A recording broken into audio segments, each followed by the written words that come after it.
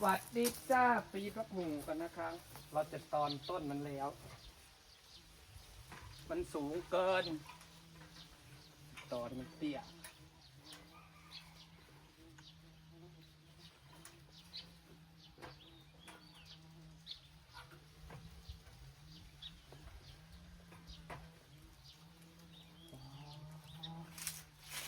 ปากใหญ่เกิน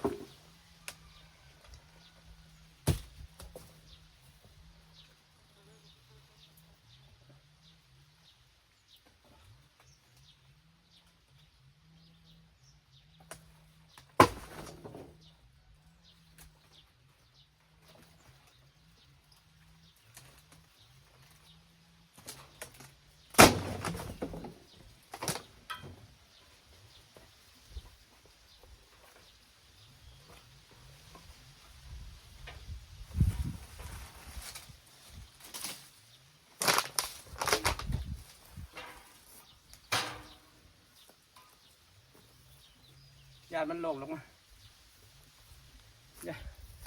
ญามันหล่นลงมาเสียยอดก็เลยขึ้นมันสูงเกินพี่น้องที่บอกมันกินยาก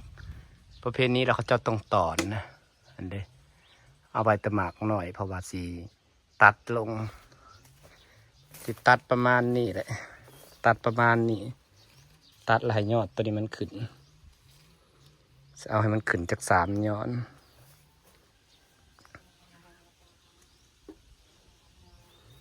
นี่ได้ละต้น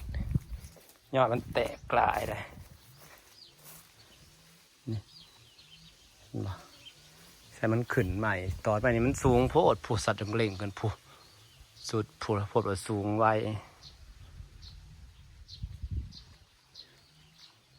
ตั้งใจสิตอนอยู่แล้วพี่น้องมันสูงเกินสิดัดแปลงให้มันงามสิดัดอารมณ์ตาแล้วก็จะเป็นแง่มตอนนี้มันได้3 งารอรุ่นเต็มกระสอบที่นั่งเลือกเสียลงตอนนี้เพราะว่า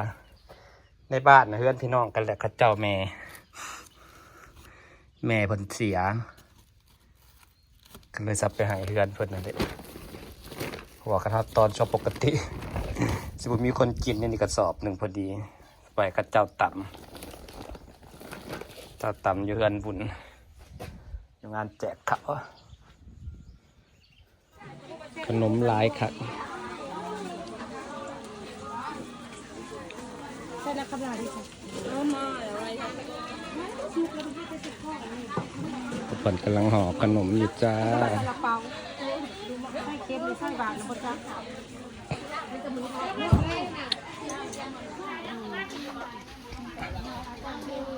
ข้าวต้มบะพี่คนหูกันเจ้าสิแล้วเขาก็เล่นกับพี่ส่งเลยดิแล้วก็จอดรถข้าวต้ม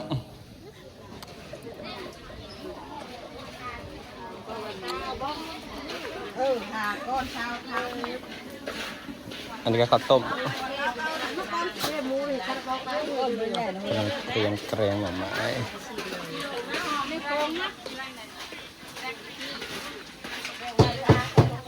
เอาตุ้มแซ่บด้วยไปถ่ายกินแกงหน่อไม้กัน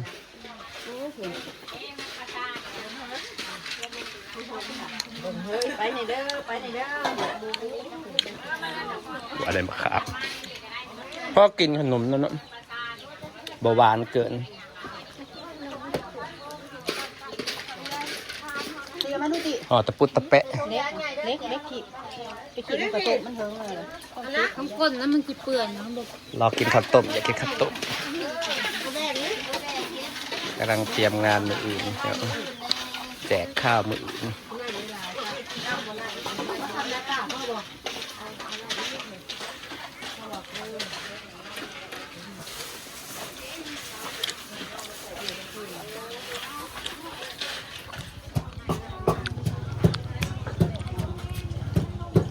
กำลังตำหมก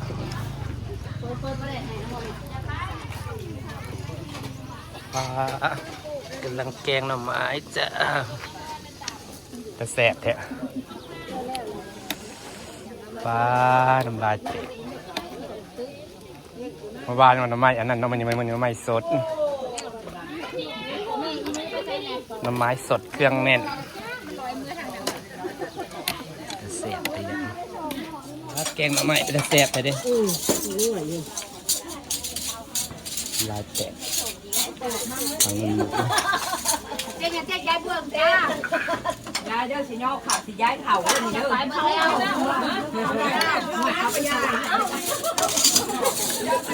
จะไปย้ายก็เท่าเราเรามาหาสาย้ายมาสิ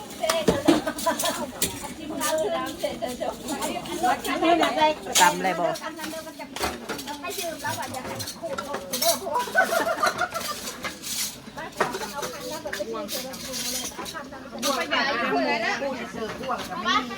หอมเด้แกงหน่อไม้จะหอมจัง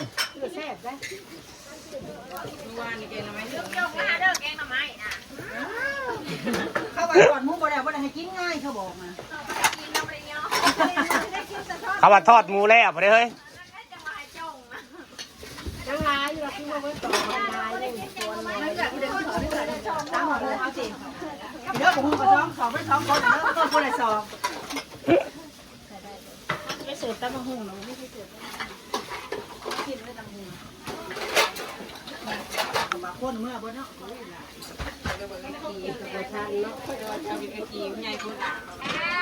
ดูข้าวต้มสุกหรือยังป้า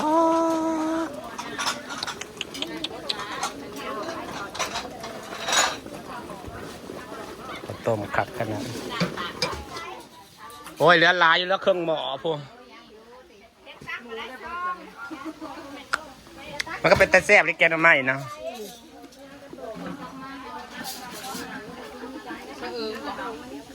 กินหัวยายเอานำไปให้ข้าเจ้าบุญเดือนได้ห่อข้าวต้มกับขนมมกได้ข้าวต้มขนมมกมากินสิฝากบรรยากาศไปสั่นเดียวจะไปเนาะขอบคุณทุกคนที่ยังติดตามนะจ๊ะสบายดีเด้อ